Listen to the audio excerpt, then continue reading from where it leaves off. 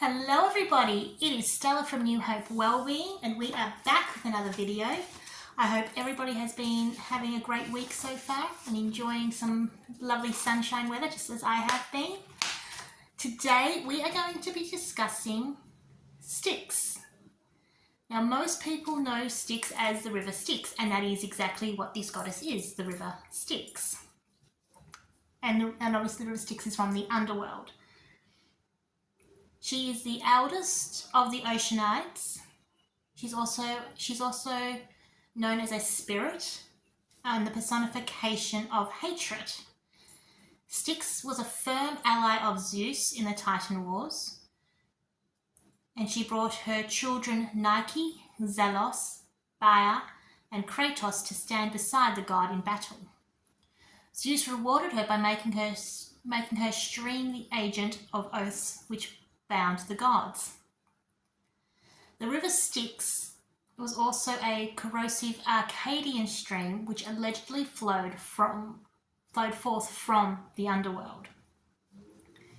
Styx was sometimes identified with several other goddesses, including Demeter, and the wrathful earth, and the oath-protecting Eumenides, and Nyx, the goddess of night. There was a belief that Styx had powers to make someone invincible. These powers were also held by stepping into the river Styx. This led to the story of Achilles, very well known Achilles from the Troy saga, who had been dipped in the river Styx. His mother held him by one heel. Thus his heel was the only place where he could be killed, and he was killed by an arrow shot by Paris in the Trojan Wars, which landed in that heel. Styx is the name that both evokes awe and dread. Derived from the Greek word Stygos, it means hatred or dread. The name itself is a powerful symbol, representing the boundary between earth and the underworld. It's the river that all souls must cross to reach Hades, the god of the underworld and the realm of the dead. In the grand scheme of things, Styx is a unique figure. Unlike other deities who have Roman counterparts, Styx remains Styx even in the Roman mythology. So, you know how Zeus's Roman counterpart is Jupiter, Aphrodite's is Venus, Ares is Mars, so on and so forth. Styx still remains as Styx.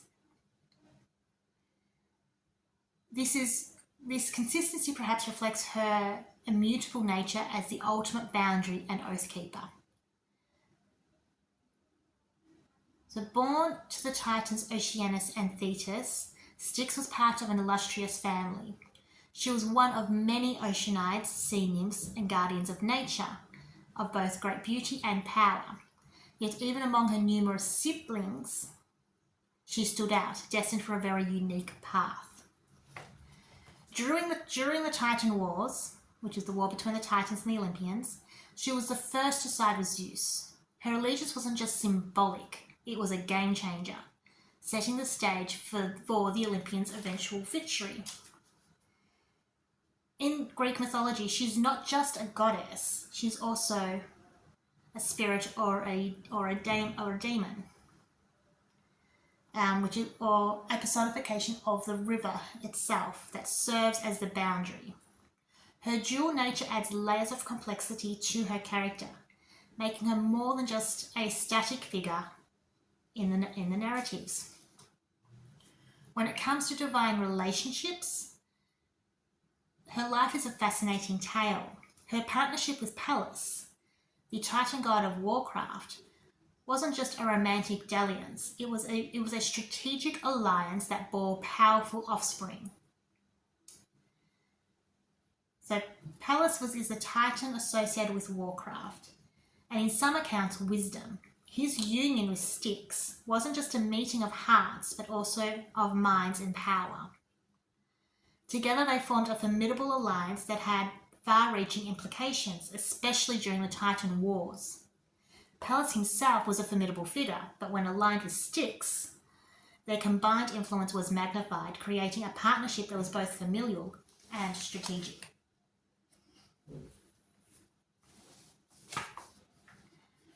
She's often depicted, so Styx is often depicted as a dark, shadowy figure, sometimes holding a jar from which the river flows.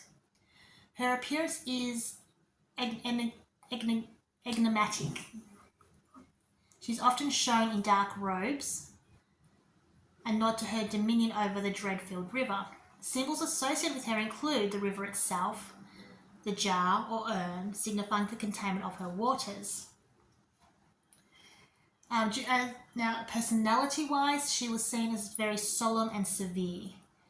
She was not one for frivolities. Her role as the ultimate oath keeper gives her that stern demeanour. She's a revered and feared goddess you wouldn't want to cross, either literally or metaphorically speaking. She doesn't wield a weapon or control natural elements like many other gods. Her powers lie in her sanctity. Her river is the ultimate boundary, and her name the ultimate oath. Even Zeus, the king of gods, expects the promises made upon the river Styx to be kept. Styx had a unique role in the pantheon. She was the goddess of the river that separated the world and the underworld, but she was more than just the boundary. She was the goddess of oaths, and this is something Zeus took very seriously. Her river wasn't just a geographical feature, it was a divine entity. Souls of the departed had to cross to get to the underworld, and Charion, the ferryman of the underworld, was the one who would have to take them across, provided they could pay their toll. And this is exactly why I tell my relatives, all of my relatives, that if I ever pass, please make sure I have those 2 coins on my eyes, because if this is real, I want to make sure I can get across. Lastly, her children, Zealous, Nike, Kratos, and Baia, played significant roles as enforcers and companions to Zeus. In this way, Styx's influence extended beyond her immediate domain, reaching into the very halls of Mount Olympus. She wasn't a spectator in this celestial conflict. She was a game changer. When the call to arms echoed through the heavens, Styx was the first, as I've said, to ally herself to Zeus, and she brought with her, her children. And they became the constant companions to Zeus, embodying zeal, victory, strength, and force, respectively. Her waters were also used in a sacred ritual to seal the alliance among the gods. It was said that any god who broke an oath made upon the river Styx would be deprived of nectar and ambrosia for 9 years, a severe punishment that even the gods feared. This alliance wasn't a mere footnote in the annals of mythology. It was a pivotal moment that tipped the scales in favour of the Olympians, leading to their ultimate victory and the imprisonment of the Titans. The power of an oath sworn upon the river Styx is a recurring theme in Greek mythology, and you will see that line quite often in the various mythologies of by the river Styx or something along those lines. It was considered a most sacred of all promises, binding even upon the gods. Breaking such an oath was unthinkable, and the consequences were both dire and would involve a 9-year exile from the divine court and feasts. This myth underscores Styx's role as the ultimate arbiter of truce and commitment. She wasn't just a passive river, but an active force that held the gods accountable for their actions, which made her the keeper of oaths, and this elevated her status, making her indispensable in the divine hierarchy. Styx's influence wasn't just confined to the realm of the gods, though. It trickled down to us mortals, most notably the Trojan Wars. Achilles, the great Greek hero, was said to have been dipped in the river Styx to make him invulnerable. The waters of Styx rendered his body impervious to harm, I should say, except for his heel, which Theseus had to hold to dip him into the river. This small oversight became Achilles' downfall. Despite his near invincibility, he was eventually killed by an arrow to his heel, the only vulnerable part of his body. This myth not only highlights the transformative powers of her waters, but also serves as a cautionary tale about the limits of divine intervention in human affairs. She was more than just a mythological figure. She was an integral part of ancient religious practices. While there are no specific temples dedicated to Styx, perhaps due to her grim associations, however, she is involved in many rituals involving both oaths and promises, and her name was invoked in the most solemn of vows, making her an unseen but ever-present deity in the religious practices.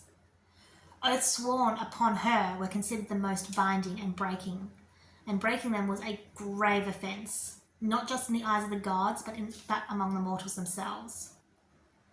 One quote is from Homer's Iliad.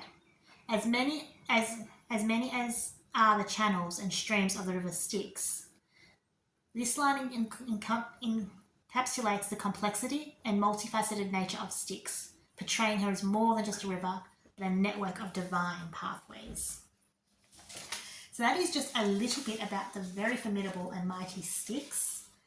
Heaven help those who swear an oath by her name. Be sure that's an oath you can keep, is all I can say there. We will be back next week with some more videos. Until then, I hope everybody enjoys the rest of their week and has a great weekend. We'll see you soon. Bye.